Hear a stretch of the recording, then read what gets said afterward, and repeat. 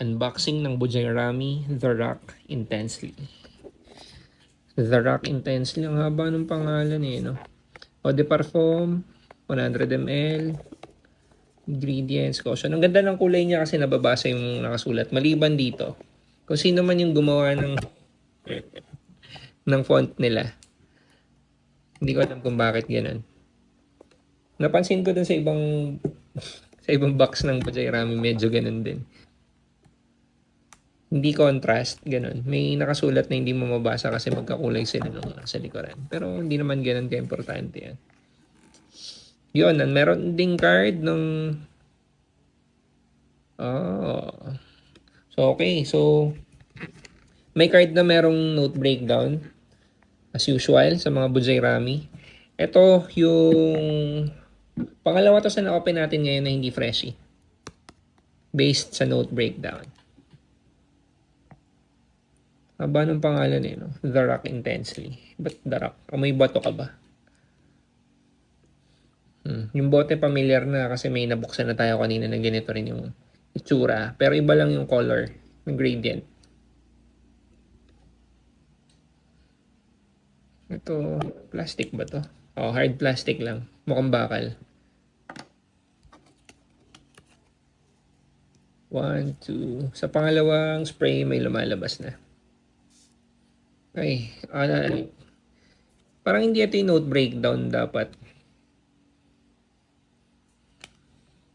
May stronger with you intensely. Nung ganito kalayo sa akin. Pero nung nilapit ko medyo lumambot. Pero kaamoy pa rin.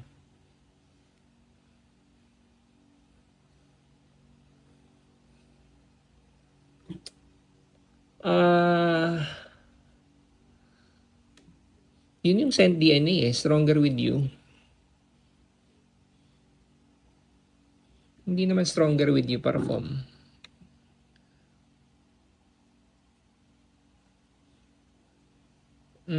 Stronger with you intensely pero mas hindi lighter parang siguro fresher take ng stronger with you intensely. Tsaka parang hindi bagay itong or parang hindi ako agree na ito yung note breakdown niya. Kasi dito sa note breakdown na nakasulat dito, mas darker dapat yung amoy, parang ganon. Pero hindi